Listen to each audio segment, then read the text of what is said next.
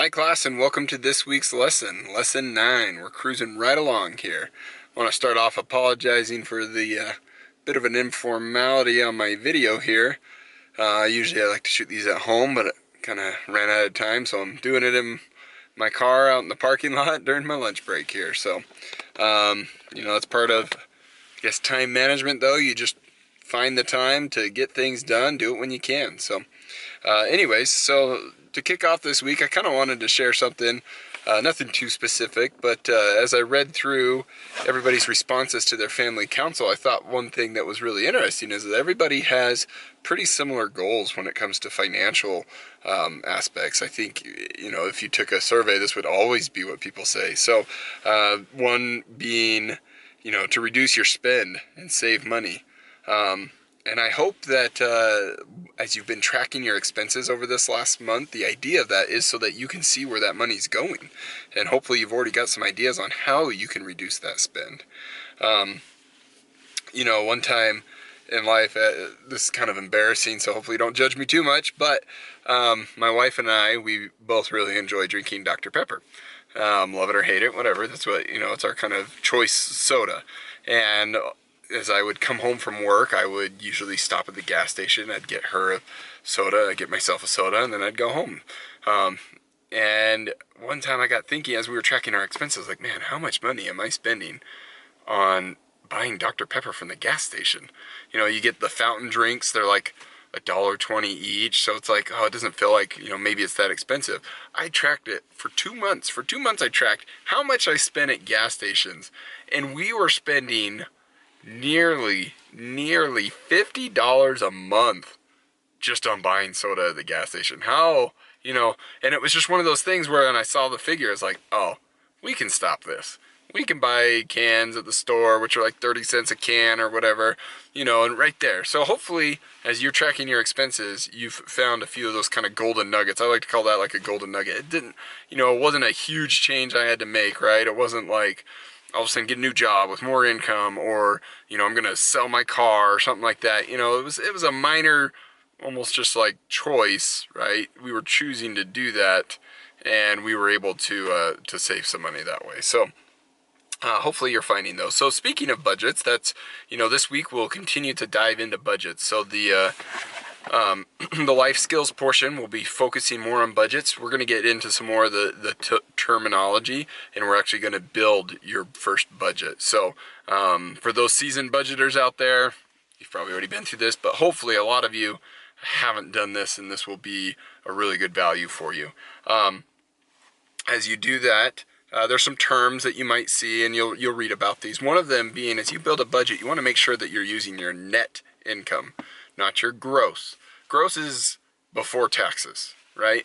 Nobody actually makes what they, what the government says that we make, type thing, right? So that's your gross income. Don't plan a budget around that, because right away, before you even get that paycheck, there's a portion of that gone. So plan based off your net income. How much gets put into your bank account on a monthly basis, or weekly, or whatever time interval you're using for your budget. So make sure you're using that net income. The next thing that you'll see a lot of is distinguish between a fixed variable and a fixed and variable expenses. A fixed expense is something that doesn't change month to month, right? So an example of this would probably be like rent or a mortgage payment, right? It's a set amount. It's not going to change every month. A car payment, things like that you know how much you're going to be spending every month. Maybe your cell phone bill, although those always seem to vary, like at least mine does, by like $1 or something. I don't get it. The taxes and days in the month or something. I don't know. So those fixed expenses. Now those variable ones, those would be things like food, going out to eat, going out to do things, maybe even gas in your vehicle. You can kind of consider that a variable expense, because maybe sometimes you drive more than other times. So as you set up that budget, it's important to understand the difference of those, because you're probably, if you're trying to save money, it's going to be hard to change those variable or those fixed expenses without making maybe a drastic change, right? Like selling your house or selling your car or paying it completely off. But those variable expenses, those are usually where you're going to find, maybe I don't need to buy the name brand toilet paper, right? Maybe I'm okay using the generic one. Things like that, that you know, you're still you still have to eat, right? You can't just say, oh, I'm not gonna spend any money on food. But, you know, maybe I don't have to go out to eat 3 times a week. You know, maybe I can go out to eat like once a week or once a month, something like that. So as you build that budget, be thinking of that. So you will be building that budget, and then you'll be answering some questions on that. I apologize if I confused people in previous weeks where I made it sound like maybe you were going to be submitting your expenses to me. You're not going to be. You're just going to be filling out a questionnaire, basically. You know, like, did you do it? What things did you find? Things like that. And what I was trying to say in the previous video was basically, if you share any private information on there, just know that it ends there. Like, I read it, I grade your assignment, done. No one else is going to see it.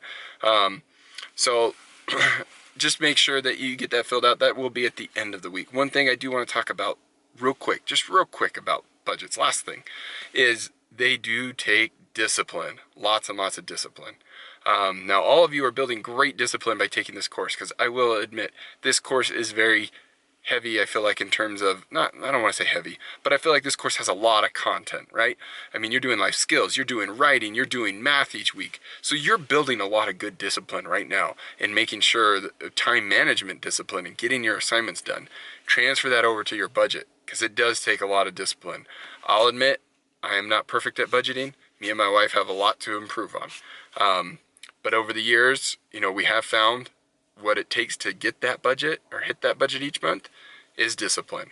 We've got to make those maybe uncomfortable choices of, oh, maybe we're not going to go do this, or maybe we're not going to go out to eat, or maybe we're just going to stay home and have a date night in, right? Things like that, where it would be more fun to go do something else, but, you know, it's not cost effective, and we want to hit our budget. So just keep that in mind. It takes lots of discipline. All right, done with budgeting. Let's move on to writing. This week in writing, we are going to be, I apologize, I keep looking down because my notes are down here. We are going to be talking about academic essays, one of my favorites, okay? Probably because when it comes to writing, that's the main thing I've ever done. If you don't recall, I'm an engineer. All my writing was in academic essay type form. So this week we'll be focusing on that. One thing that's interesting about academic essays, a big push on it, is things like formatting, right? So the size of the font, the spacing, how it looks, that's very big. You'll find as you get further on in writing, certain universities, they like it a certain way, and journals like it a certain way, and you got to be able to adapt. There's tons of different formats out there, tons of them. We're not going to try and cover all those in this class, right? We're going to cover some basics. Your assignment this week should be a kind of a fun one, I think. You're actually given an essay and asked to change the formatting to a specific in a specific way. So you have to go through the essay and kind of correct it and make it look how it's supposed to. So that's kind of fun. You can see, you'll see that. That's your midweek assignment this week. And then also with that, I just want to say, you know, don't feel like you got to remember everything from this, right? So academic writing, it's a big topic. Like, I think I remember taking like a senior level 400 English, 400 something. That was all about academic, well, they call it technical writing, I think was the name of the course, but it was all this, you know, all about formatting and the different types and MLA and LA and all these different types of formatting that you can do in a academic essay. So this is just kind of meant to scratch the surface, make you aware of it, and then future on in your schooling, depending on what field of study you go into, you know, you'll kind of learn more of the style that you would do. So that's it for writing this week, academic essays. Now moving on to math, last thing for the week here. I know you're like, come on, just end the video here, Brother Dixon. I've already got a ton of work I need to go do. So just bear with me. This week we will continue our talk on fractions. And you're probably thinking, fractions again? Come on. This is like third week in a row we're talking about fractions. Well, you use them a lot. And good news is this week it's multiplication and division, which typically, you know, you think things get harder as you progress.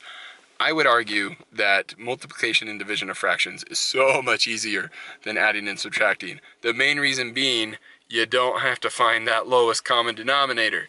You just get to multiply across the numerators, multiply across the denominators, and boom. Division, you just do the inverse. You take that second fraction, you flip it, do the inverse, and then multiply. Oh, so much nicer. So I hope you enjoy that. Hopefully it's a little bit easier this week on the math. So I'm going to end it there. If you have any questions, leave a comment below. Have a great week.